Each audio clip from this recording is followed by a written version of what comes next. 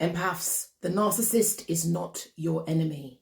The greatest enemy is within, and you need to learn and understand all the small and seemingly insignificant ways that you sabotage your own progress.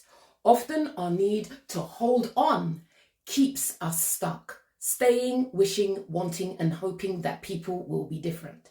That is actually a fact that illuminates the way that you sabotage your own progress, the way you stay stuck, and the way the dreams and ambitions you have for your precious life do not manifest itself. So when we're stuck researching narcissism, we have to ask ourselves, what am I avoiding?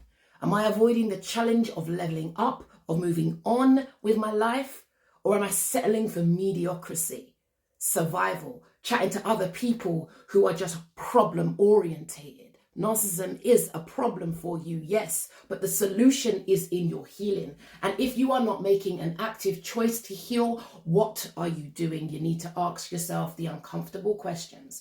I'm here to tell you the uncomfortable truth, not because I read it in a book, but because I live it and I walk it every single day. You see, if you want joy, happiness, you want to be able to live a better life, then you need to ask yourself, what are you actively doing about it?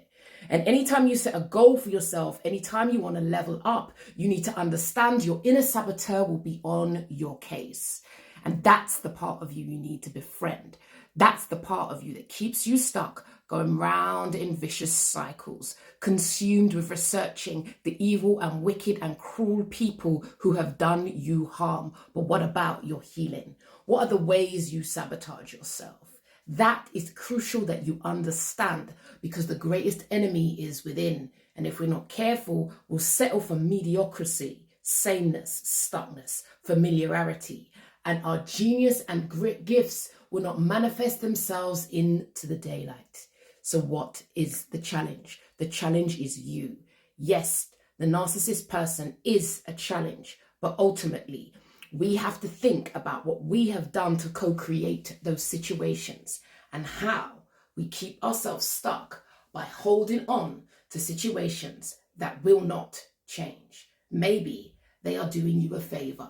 Maybe they're enabling you to be distracted from your own genius. Because if you don't try, then you never know what it feels like to fail. So you can sit in your stagnation zone, complain, blame, worry, and get stressed out, but never take the active steps to heal, move on, and grow with your precious life. Am I lying? Comments below. Peace.